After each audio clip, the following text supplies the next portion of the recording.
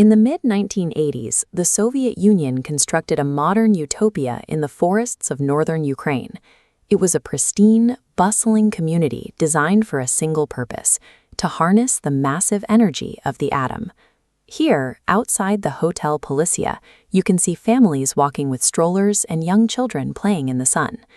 Nearly 50,000 people lived in Pripyat, most of them young couples drawn by good pay and clean streets, living a mere 3 kilometers from a technological marvel. The Chernobyl nuclear power plant was the economic engine of this entire region.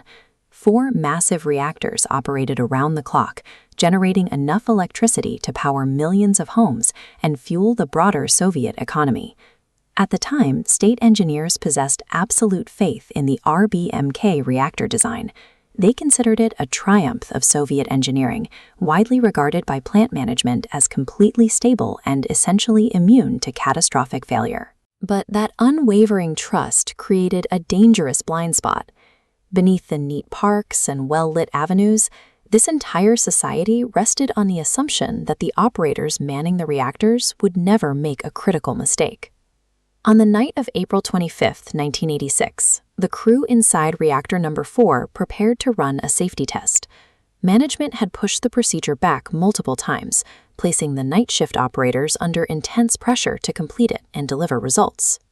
Inside the control room, operators monitored hundreds of analog dials, switches, and glowing indicators. As you can see in this photo of the plant's workspace, the environment required intense manual focus to balance the complex cooling and pressure systems of a live nuclear core. To create the specific conditions required for the test, the engineers deliberately bypassed several automated safety protocols. Slowly, crucial backup systems that would normally intervene to prevent an accident were taken offline. The reactor quickly became unstable.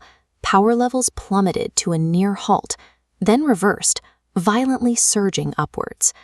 Inside the dark, confined concrete core, the graphite-tipped control rods warped and vibrated under immense heat and pressure. The operators realized they were losing the core. They pressed the emergency shutdown button to drop all control rods back in and kill the reaction. Instead, a flaw in the rod design accelerated the surge. At 1:23 a.m., a massive explosion tore upward, instantly destroying the reactor's 1,000-ton concrete lid. This aerial view shows the sheer physical devastation left in the aftermath. The blast ripped the building apart, opening a direct path to the sky. A vast, uncontainable plume of radioactive material immediately began venting into the atmosphere. Within minutes, local fire crews rushed through the empty streets. Looking up at the flames from the ground, the responders had no reason to suspect they were facing anything but a standard industrial fire. They climbed directly onto the tar-covered roofs of the adjoining buildings. To clear a path, several firefighters picked up glowing, burning chunks of the reactor core and tossed them aside with their bare hands. This animated diagram illustrates the hidden damage taking place inside their bodies. Ionizing radiation emits high-energy waves that easily penetrate human tissue, snapping apart the delicate strands of DNA. It happens without emitting heat, smell, or sound. Because the radiation physically destroys the cellular structure at a microscopic level, the body's internal systems begin to rapidly collapse. Within hours, the men on the roof experienced overwhelming nausea, dizziness, and extreme fatigue. Doctors initially struggled to identify why these men were falling violently ill without visible burn marks. As immortalized here in the Monument to Those Who Saved the World, these firefighters sacrificed their lives, fighting a deadly enemy they could not perceive. When the sun rose 3 kilometers away, life in Pripyat proceeded exactly as planned. Local supermarkets opened, children walked to their classes, and families rode bicycles outdoors, entirely unaware of the toxic cloud drifting high above their streets. The silence was intentional. Government officials initially refused to admit a nuclear catastrophe had occurred. To avoid public embarrassment, they delayed warnings and paralyzed the local emergency response during the most critical hours of exposure. It took 36 hours before authorities finally broadcast an evacuation order.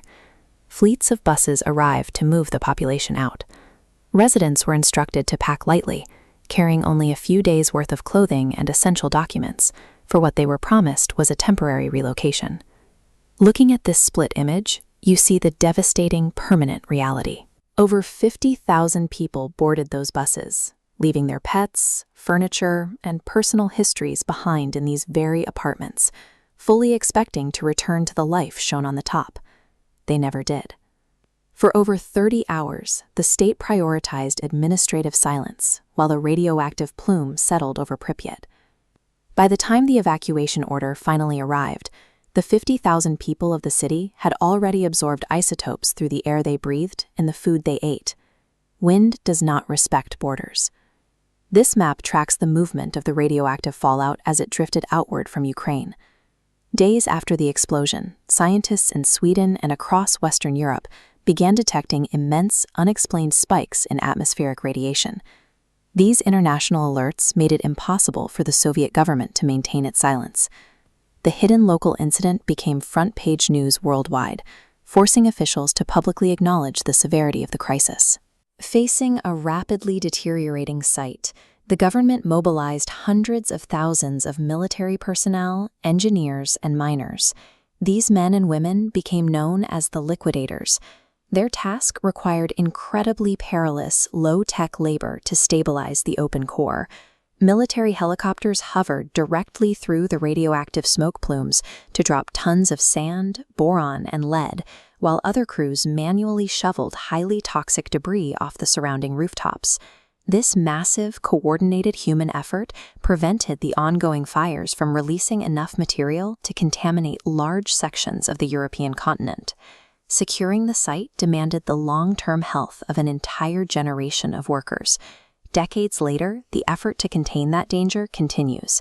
This massive silver structure is the new safe confinement. Weighing over 36,000 tons, it was slid over the damaged reactor to block radiation and prevent the aging concrete sarcophagus inside from collapsing. Yet just a few kilometers away, human engineering has completely surrendered. In this modern drone shot of Pripyat, you can see how dense forests have swallowed the towering Soviet apartment blocks, reclaiming the urban grid. The yellow cars of the Pripyat Ferris wheel sit locked in rust, a quiet monument to a city whose youth was frozen in place overnight. Long after the paint peels and the concrete crumbles, the exclusion zone will remain largely empty of human life.